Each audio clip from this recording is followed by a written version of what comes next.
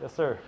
First of all, gentlemen, let me say I've tried to find better words to say what I'm about to say, but this is the only way I can say it. One hell of a work from you guys putting that together. Oh, wow. I met Thank you so much. Thank you. I met Colonel Jefferson in '07. In '12, I flew up to Detroit. I interviewed him. I was working on my master's thesis at the time. I interviewed him about 3 times and some of the other gentlemen who were there. He picked me up from the airport because I said, Colonel, I'll come. You just tell me. He says, no, don't worry. I'll come pick you up. And we were on, I think it's Highway 94 or 95 coming out of Detroit. Right. And the first thing I recognized was his black Ford. Same car he picked me up in. He's doing about 85. And he's closing in on trucks. And he's like, come on, get out the way, get out the way. And I was seconds away from saying, Colonel, do you want me to drive? Yeah. Then I realized this guy was a fighter pilot. And I was like, I'm safe. Yeah. Let me just say, gentlemen, this story needs to be told. When I asked him about Red Tails, he said he didn't like it. But this story needs to be told. You have no idea how much pride I have watching this story and understanding that people who look like me have a significance in the history of this overall American story. And there's so many young boys, black, white, young girls, black and white, who need to hear this story. And I just applaud you for what you're doing. The story needs to be told.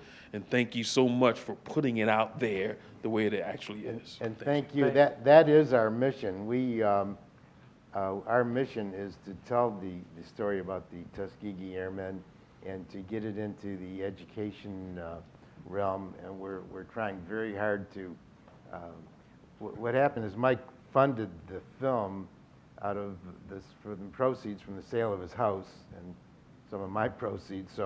But right now we're trying to get someone to help back. We just became affiliated with the Film Collaborative in Los Angeles, where they're a 501c3. Because we're trying, and we've been asked by educators and by many people to get it into the school system, and that is our goal. We have to say American Airlines did sponsor us and played it for the entire 11th grade, I think, in Dallas, Fort Worth area, and also in Washington, D.C. area, about 4 months. We were in two high schools, and the reaction was just great. I said to the principal, I said, do you think they liked everything? He said, you see the auditorium is full? I said, yeah. He said, when an event is over, these kids are out the door in seconds. No one's leaving. So that tells you everything. So we know our mission, and that's what we're trying for. So, and it's been our pleasure. We've been asked to join and are members of the Tuskegee Airmen, and that's our honor for trying to do the right thing. So it's our pleasure. Of the Film Festival Awards and things that have come along the way through making this film, I think that's probably what we're most honored by, is to have been asked to join the Tuskegee Airmen chapter. It just speaks volumes, because we wanted, when setting out for this project, we wanted to make something that was factually and historically accurate, that was interesting and entertaining, but pulled no punches, told it like it was. And to have we were invited to screen this at the National Tuskegee Airmen Convention recently in Indianapolis. And to have the support of the Tuskegee Airmen and their blessing, it says that we did a good job. And it is so humbling to have been asked to be a member of the organization. And I think that's the thing that of everything I'm most proud of with this, is being a Tuskegee Airman ourselves. I've got my national membership card and everything in my wallet. I'd like to say one thing that really got to me. We've been doing a lot of traveling. We did meet General Stacey Harris. She asked us to attend her swearing-in ceremony at Andrews Air Force Base, as she's the first African-American female to be a 3-star general in the United States Air Force, and we were honored to be there. But in her acceptance speech, she said something. She said that the Tuskegee Airmen were the foundation on which the modern-day civil rights movement stands on their shoulders. And that's the way I see it. And that's why we just want to tell the story. And what the guys went through, and Benjamin O. Davis, what he went through, it's incredible. And Alex said that Colonel Davis used to say, "We dare not fail." And when you think about those words and you think about, well, what would have happened if given the opportunity to fly P-51s and escort bombers, but they weren't worthy, didn't do well, any of that. I mean, can you only imagine how much that would have set back progress in this country related to civil rights? I mean, the fact that they were the best of the best, no one could deny that people of color can not only operate machinery, but can fly fighter planes and are the elite fighter pilots of the entire European theater escorting bombers. I mean, no one could argue with that. After that, desegregation of the military, desegregation of schools leading up to Obama, and certainly there were people before them and others along the way, but I think the Tuskegee Airmen, so much is owed to their effort and their success and their perseverance, because there's few people that have had to put up with more crap in this country than what they did. So many roadblocks were put in their path to get them to fail. I mean, Colonel Davis being shunned, trying to get him to quit when no one would speak to the guy for 4 years of his life at West Point.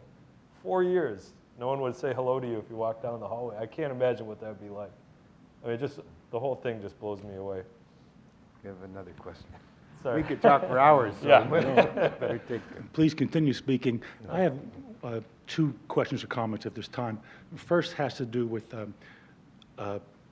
his status as a POW. My father was a POW in World War II infantry, and first I was amazed at the records you found. I know my dad always told me, you know, when I got captured, they took me in, they took a picture of me, and I've been searching for that picture, and I saw there was I believe, a picture of Mr. Jefferson when he was captured. Yeah. So I'm kind of curious about the research steps you took, and also about his status as a POW. I know Tuskegee Airmen were minorities in the military, but he must have really been a minority in the POW camps. Was he the only Tuskegee Airman captured, or were there others?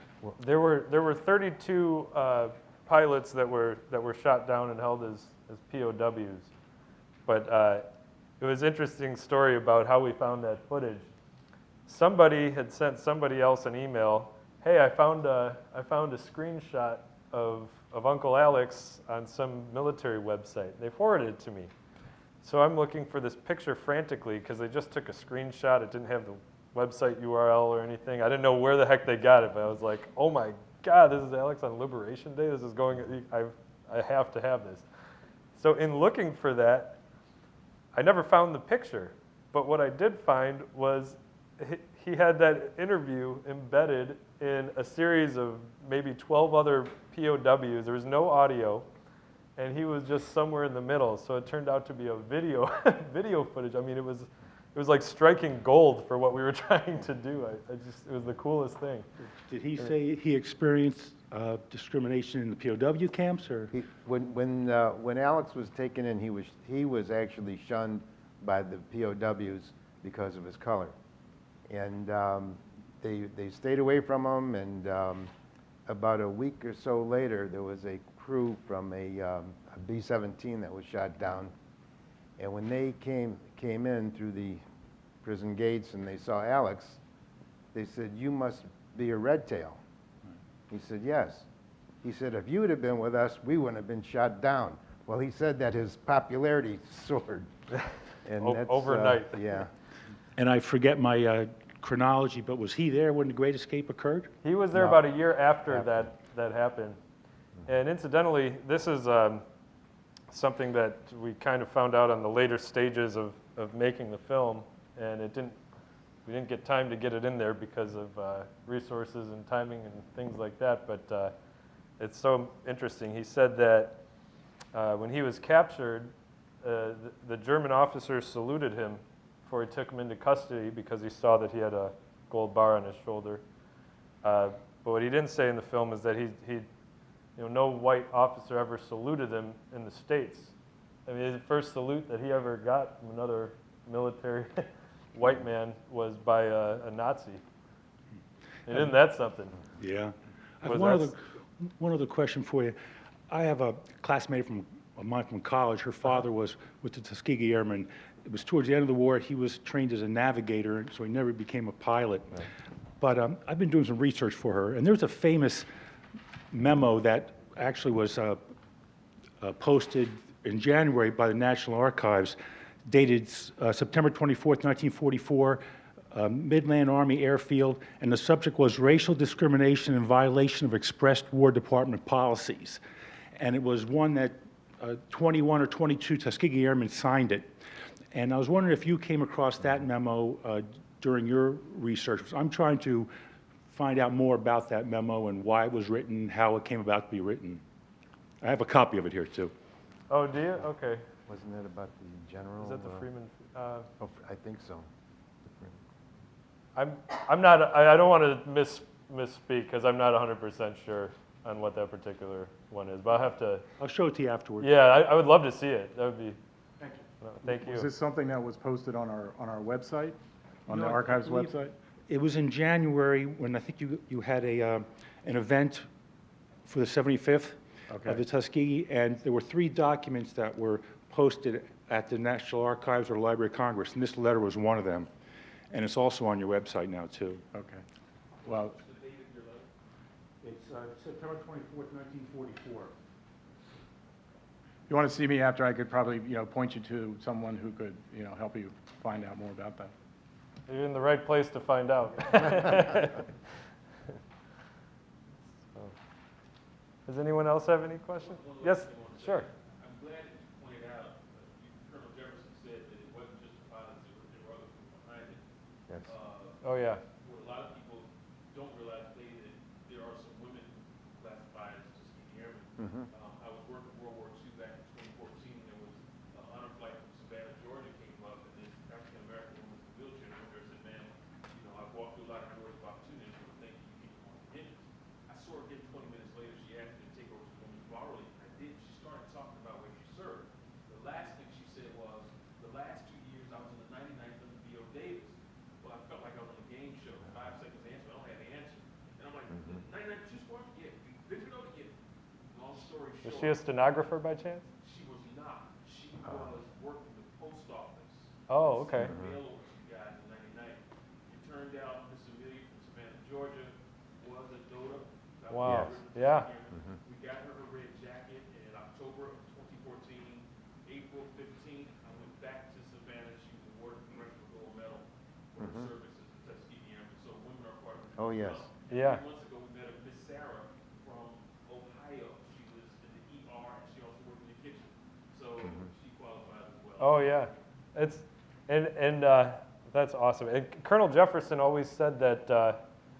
He said it wasn't just me. He said I used to joke with my mechanic. He said the mechanics were always the real heroes. He said because he said we used to joke and say, now Jeff, he's like, you take my girl and you bring her back in one piece. And he said I'll bring her back. He said, but I forget what he said, but he said that the mechanics were the real heroes and the support personnel. There were 15, 20 other people behind every single one of the pilots. So while there were 994 pilots, there were 15 to 20,000 people making up the unit. I mean, it was just a huge effort. Yeah. Yes, take. Oh, yeah. Oh, So if you like this movie and you want to see lots more like it, every May the GI Film Festival happens here in the district. Well, it's sort of out in Fairfax, but it's been going 10 years, and the whole purpose of it is to find films that celebrate the military instead of treating them poorly like so many Hollywood films do. And I had the opportunity to see this movie there last May when he screened it, and I thought it was so much fun to see again. So keep an eye out for the GI Film Festival because there's just much more like this. yes. Blown away. Thank you, Terry. I would also just like to acknowledge any Tuskegee Airmen in the room, maybe? Any members of the East Coast chapter? Any? No? Okay, well, let's give the Tuskegee Airmen a round of applause anyway. How about Rob? Rob is here. And Rob Wilkins, thank you so much for coming, buddy. It's so good to see you. And also one more round of applause for Mike Rott and Sheldon Rott. Thank you for coming and bringing us this film. And thank you for coming. Thank you, Tom.